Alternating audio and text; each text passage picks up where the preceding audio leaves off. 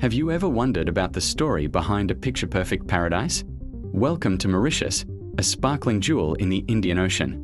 But before the luxury resorts and bustling markets, this island was a silent, untouched world. For centuries, Mauritius was a land without people, a secret kept by nature. Its volcanic peaks, lush forests, and pristine beaches existed in solitude, waiting for the first human footsteps. This is the story of how a deserted island became the vibrant, multicultural nation we know today. Our journey begins not with conquest, but with discovery. Long before Europeans set their sights on the Indian Ocean, Arab and Malay seafarers navigated these waters. While they didn't settle, their ancient maps were the first to chart this mysterious, uninhabited land, a lonely outpost in a vast sea. They knew of its existence, a landmark on their long trade voyages. Then, in the early 16th century, a new flag appeared on the horizon. Portuguese explorers, led by sailors like Diogo Fernandes Pereira, stumbled upon the island. They named it Ilha do Cisne, or Island of the Swan, though they were likely referring to the dodo. But like the Arabs and Malays before them, they didn't stay. For them, it was just a stopping point, a place to replenish supplies before continuing their journey eastward. The island remained a quiet spectator to the world's changing tides, its destiny still unwritten. Everything changed in 1598. A Dutch fleet, battered by a storm, found refuge in a sheltered bay. They claimed the island for the Netherlands and named it Mauritius in honor of their head of state, Prince Maurice van Nassau.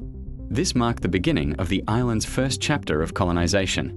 The Dutch established small settlements, but their presence had a profound and irreversible impact.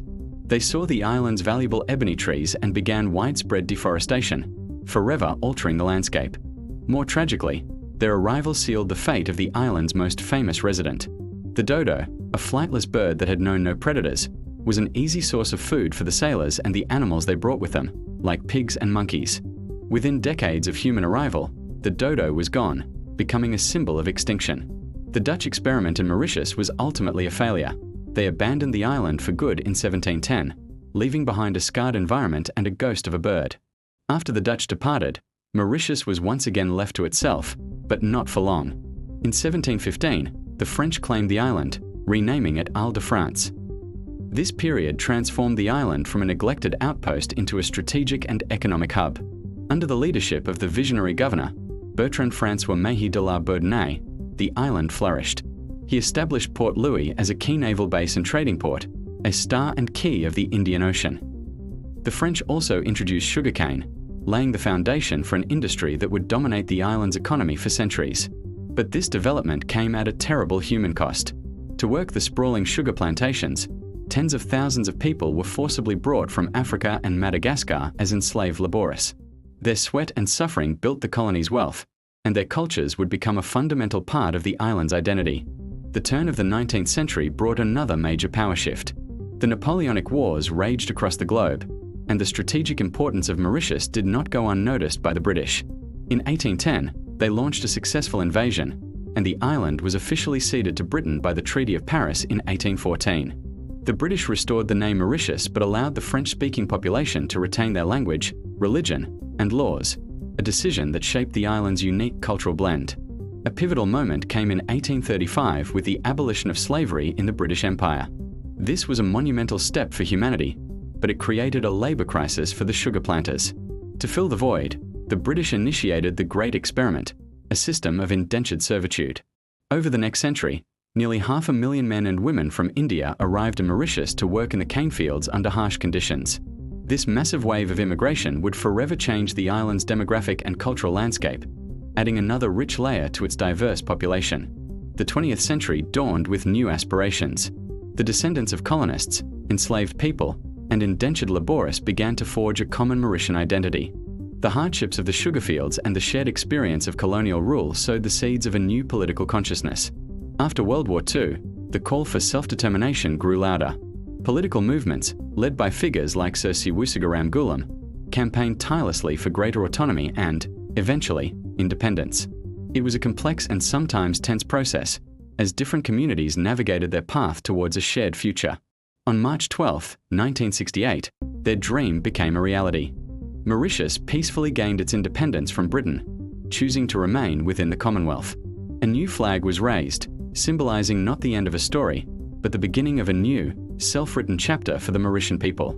From that day forward, Mauritius embarked on an incredible journey of transformation. Facing economic uncertainty and a complex social fabric, the newly independent nation defied all odds. It transitioned from a low-income, agriculture-based economy to a diversified powerhouse with thriving tourism, financial services, and textile industries.